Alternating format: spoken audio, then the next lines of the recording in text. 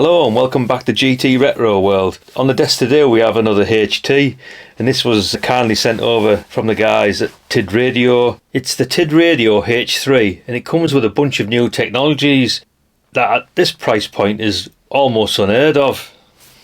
Okay, let's have a little look at this anyway and we'll go through the spec as we go along.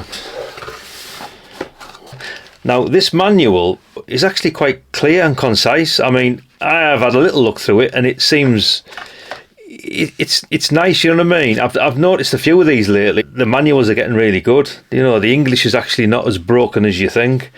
So that's a good thing. So yeah, good little manual and quite clear English.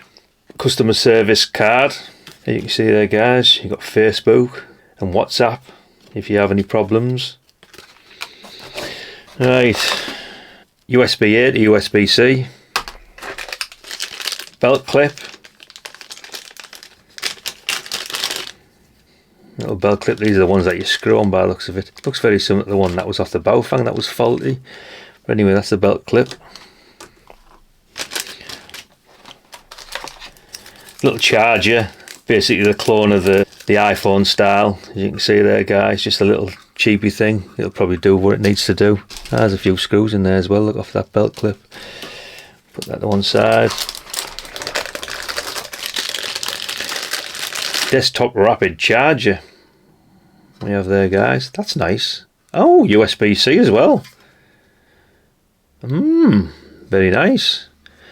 So I know you can charge this from obviously this desktop charger as well as the actual battery itself. So we'll have a look at that in a second. Wrist strap.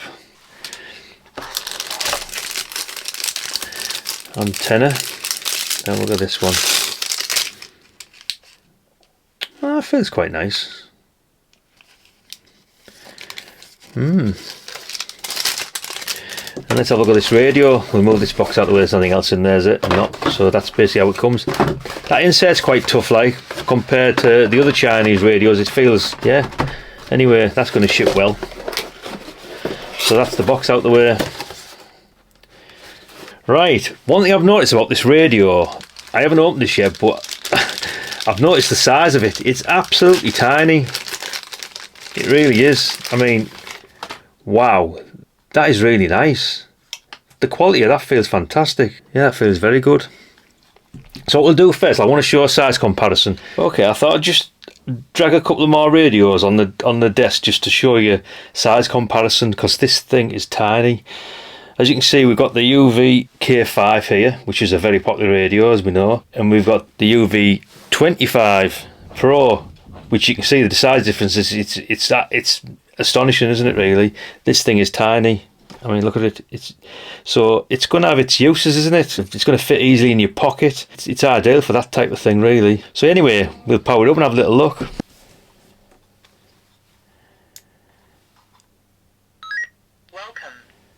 Well, that's a nice display. That is very nice indeed.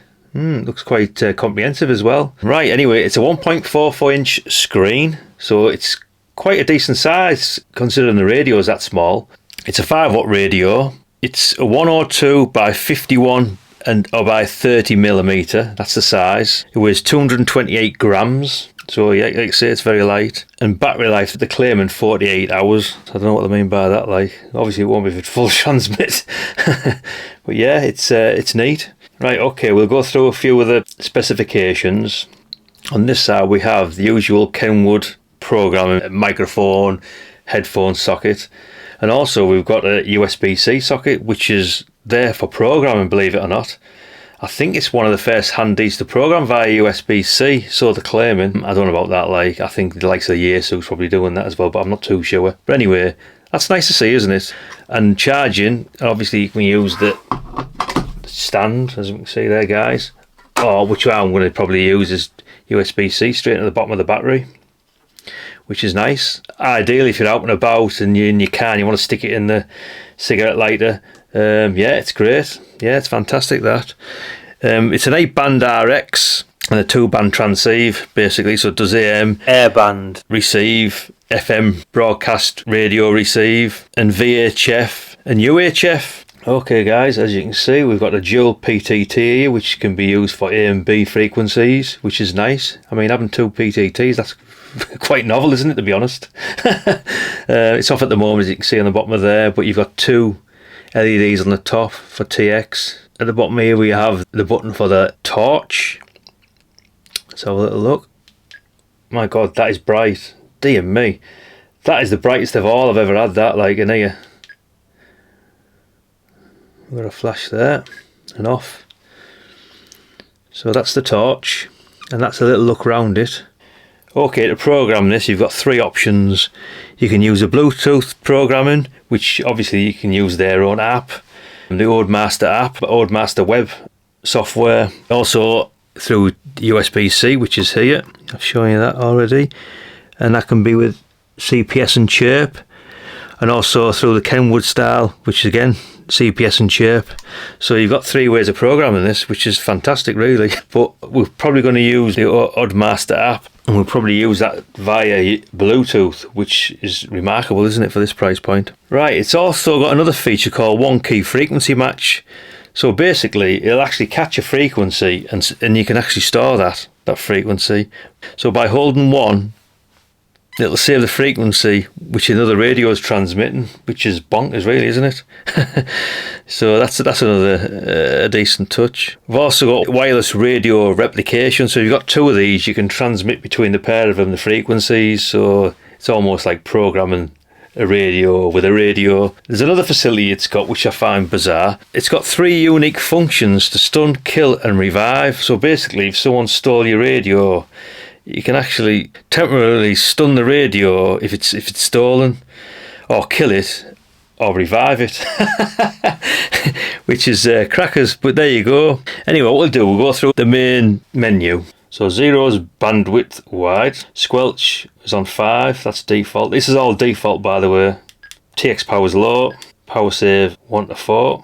Steps, backlight continuous, as I said there, I've left that on there just for demonstration purposes. Beep on, as you can hear. Vox level, that's off. I'll just go through these and you can have a look through the manual yourselves, but it gives you an idea what's in here.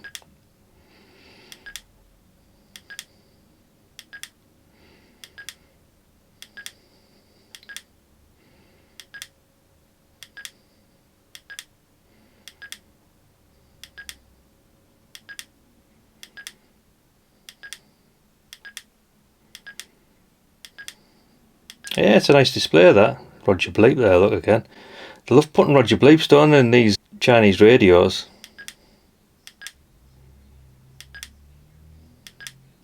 I got caught out a few weeks ago with the Roger Bleep on one of the radios. I was talking to a local. He never told me, like, but someone else popped in on the frequency. And he said, do you know you've got a Roger Bleep on? I said, no, I didn't actually. That's your versions. What is that? A breath LED. Well, I know it's got two LEDs on the top, and obviously it's for TX and with both PTTs, because obviously it's got two, like I said. Well, I'll have to look into that. Like I say, it's just a little look today. Mic gain 0.5. Scramble. That's another thing this does. Is no one's already mentioned that, but this actually got like a scramble function. So you've got a couple of these. Obviously you're almost invisible to chat, as far as I'm led to believe. Obviously I've only got the one, so it's going to be hard to try, but yeah, you never know. Oh, what have we gone off there now? Hang on. Menu. Right, back into menu again. AM band off. DCD, that's off. The old.